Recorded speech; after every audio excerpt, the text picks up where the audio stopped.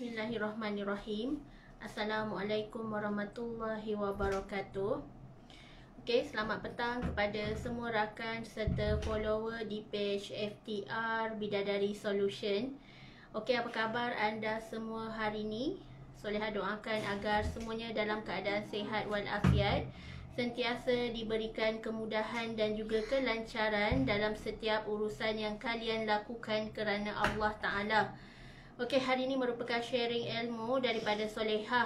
Tajuk yang ke-87, Alhamdulillah. Tajuk hari ini adalah jalan yang lurus. Dalam surah Al-Fatihah pun ada Allah berfirman dan Allah turunkan ayat berkenaan jalan yang lurus, Siratal Mustaqim. So apa maksud jalan yang lurus ni? Adakah anda semua faham dan kita semua mengambil ibrah di atas daripada penurunan surah Al-Fatihah tersebut?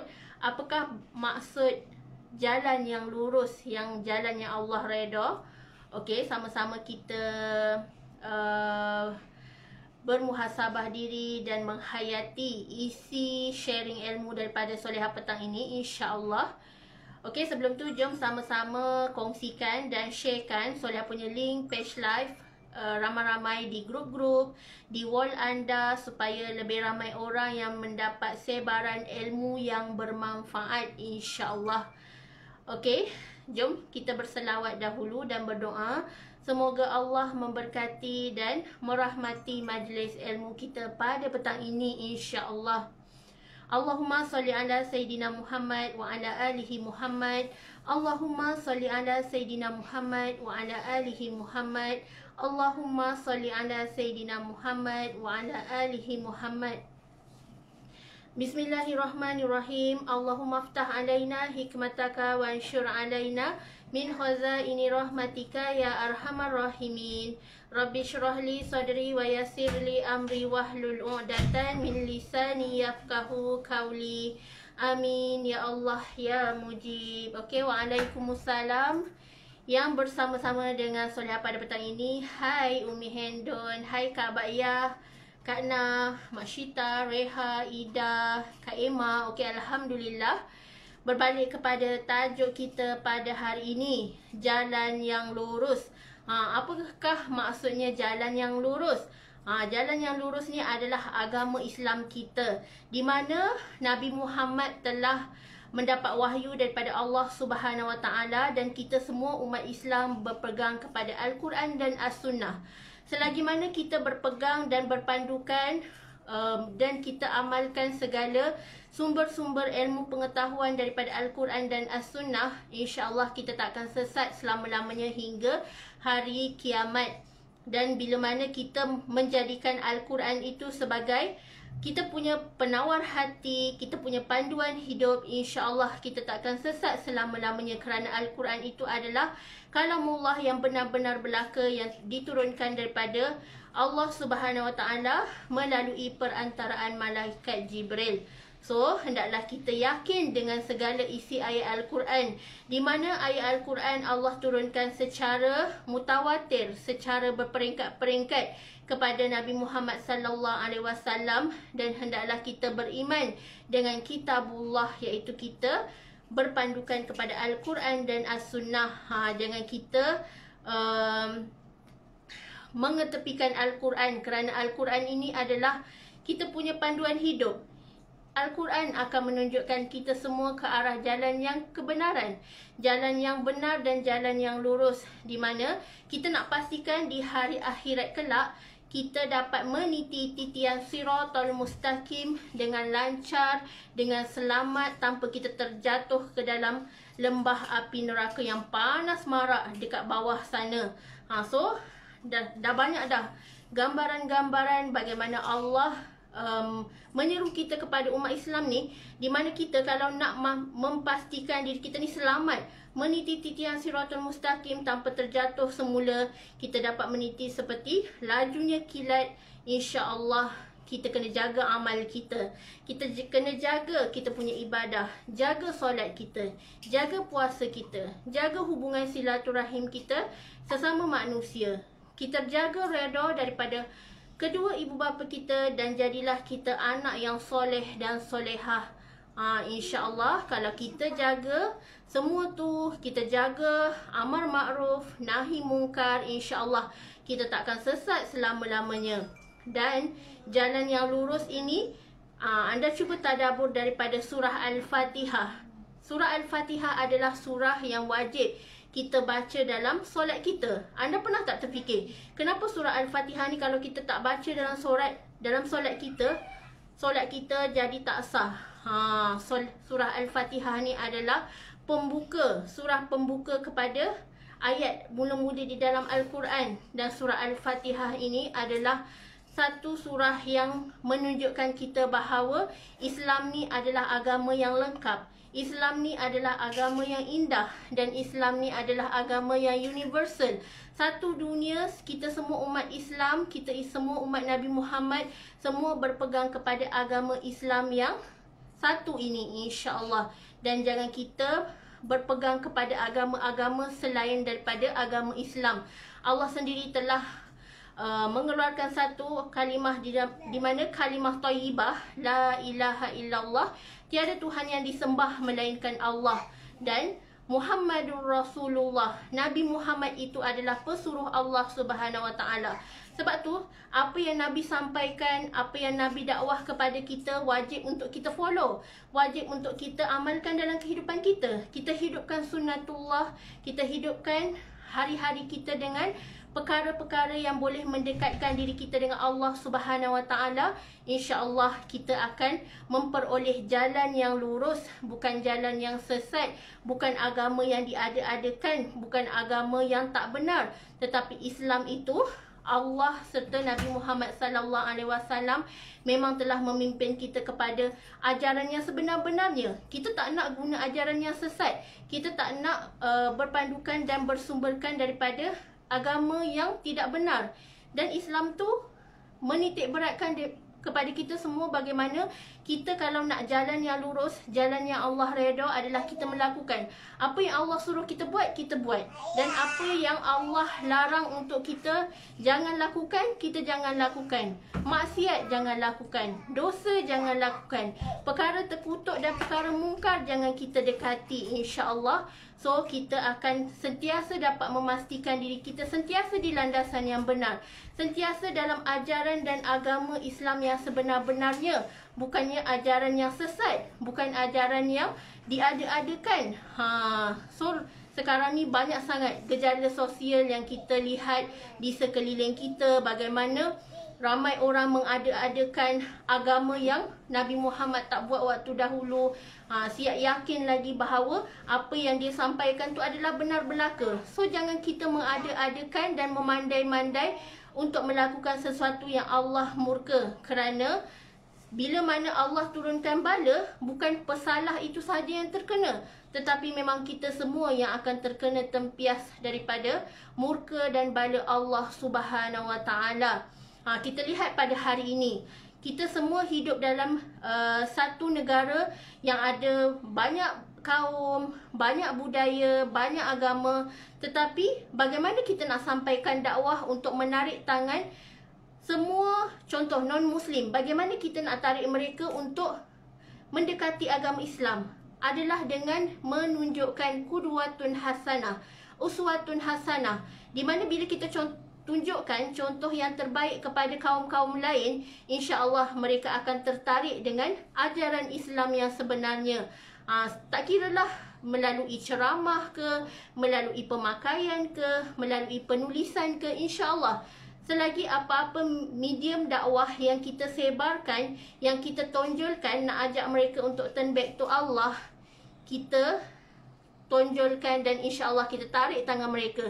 Sebabnya macam Solehah pun, Solehah sekarang ni berdakwah dengan metod FTR, di mana dalam FTR kami dah ada rekod dan lebih 20 orang non-Muslim yang memeluk agama Islam selepas baca buku FTR. So ini adalah hidayah lah, hidayah daripada Allah Subhanahu Wa Taala. Bagaimana kita nak tarik tangan ramai orang dekat luar sana untuk turn back to Allah, untuk meniti jalan-jalan yang benar, jalan-jalan yang lurus, bukan jalan yang Allah Allah murkai, tetapi jalan yang Allah redha, jalan yang Allah setuju untuk kita lakukan pada hari ini. Ajak ramai-ramai non-Muslim untuk convert tu agama Islam, kerana agama Islam adalah agama daripada Allah Subhanahu Wa Taala yang disampaikan melalui Nabi kita yang terakhir, iaitu Nabi Muhammad Sallallahu Alaihi Wasallam. Tanda kita ni berada di jalan yang benar, berada di paksi yang benar adalah bila mana kita ni sentiasa mengabdikan seluruh anggota panca indera kita, semuanya kita fokuskan hanyalah untuk mengabdikan diri kita kepada Allah. Contoh, mata ni, mata melihat segala benda kebaikan, mata melihat segala bukti kekuasaan Allah. Kita melihat siang dan malam silih berganti. Kita melihat wajah ibu bapa kita. Kita melihat wajah anak-anak kita. Kita menggunakan mata untuk membaca Al-Quran. Kita menggunakan mulut untuk menyampaikan ilmu yang bermanfaat. Kita menggunakan telinga untuk mendengar perkara kebaikan dan menjadi good listener kepada kawan-kawan kita yang ada masalah. Kita cuba settlekan masalah dia. Kita cuba pinjamkan bahu selain kita tarik tangan dia untuk turn back to Allah. Kerana bila manusia ni ada masalah, tak ada lain dan tak bukan yang kita kena betulkan adalah diri kita sendiri dengan betulkan solat kita. Sebabnya segala masalah tu sebenarnya berpunca daripada solat kita. Kalau kita sekarang ni serabut, stres, hidup banyak masalah, sebenarnya Allah suruh kita betulkan solat kita. Allah suruh kita repair solat kita. Sebab kadang-kadang kita tak sedar. Dalam kita solat, yes, kita kata kita solat, tetapi solat kita solat yang tak khusyuk. Kita kata kita bertunaikan solat sehari 5 kali, satu hari, tetapi solat kita bagi sisa kepada Allah Subhanahu Wa Taala. Solat macam robot, solat hujung-hujung waktu, solat tak ada tomak ninah. So, bagaimana kita nak sembahkan solat yang sempurna, solat yang terindah, solat yang berkualiti kepada Allah Subhanahu Wa Taala? Sebab tu setiap hari kita kena improve amalan kita. Kita kena repair solat kita. Sebabnya kita ni memang tak sempurna. Sebab tu kita digalakkan setiap hari untuk belajar dan teruskan belajar. Kerana semakin kita belajar, semakin banyak benda yang kita tak tahu sebenarnya. Dan semakin kita rasakan, ya Allah, jahilnya aku selama ni. Aku ingatkan solat ni adalah sekadar melakukan solat, sekadar kita baca macam tu je. Rupa-rupanya solat ni adalah penuh penghayatan. Solat ni adalah sesuatu pengabdian diri kita kepada Allah secara total. Kita membina connection kita dengan Allah Subhanahu Wa Taala, dan disitulah kebergantungan kita kepada Allah, sama ada kuat ataupun longgar. Sama ada kita ni hidup bertawakal kepada Allah ataupun kita bergantung kepada makhluk semata-mata. So di situ kita lihat tawakal kita setinggi langit ataupun serendah seperti lantai, tanah dan sebagainya, insya-Allah. So bila mana kita lihat kawan kita ada masalah, kita lihat banyak isu semasa dekat luar sana, bunuh diri, masalah gejala sosial, masalah zina, masalah rogol dan sebagainya, semuanya kita hendaklah bermuhasabah diri dan masing-masing kena betulkan akhlak di dalam diri. Kerana peribadi kita, akhlak kita, adab di dalam diri kita adalah bermula daripada rumah. So, ibu bapa didiklah anak-anak dengan acuan Islam yang sebenar-benarnya. Kerana pendidikan yang terbaik adalah bermula daripada rumah kita. Sebab tu, kita tak boleh nak harapkan guru-guru je dekat sekolah. Kita tak boleh nak harapkan ustaz-ustazah je dekat sekolah. Sebabnya, hanya beberapa jam je mereka di sekolah. Dan selebihnya, masa kita, ibu bapa adalah lebih banyak dengan anak-anak di rumah. Sebab tu pendidikan yang terbaik adalah dari rumah, insya-Allah. Setiap hari kita kena panjatkan doa kepada Allah. Kita nak pastikan kita sentiasa on track, di jalan yang lurus, bukan di jalan yang sesat. Adalah kita berdoa kepada Allah setiap hari, ya Allah, masukkan aku ke dalam syurga tanpa azab, tanpa hisab. Kita minta Allah, ya Allah, kekalkanlah dan berikanlah hidayah. Jangan engkau bolak-balikkan hati ini. Yelah, sebab kita sekarang ni kita rasakan kita dalam circle yang betul. Kita rasakan kita sekarang ni sentiasa dekat dengan Allah. Tetapi andai satu hari nanti Allah membolak-balikkan hati kita. Sebab tu setiap hari jangan tinggalkan doa. Ya Allah, kekalkanlah hidayah.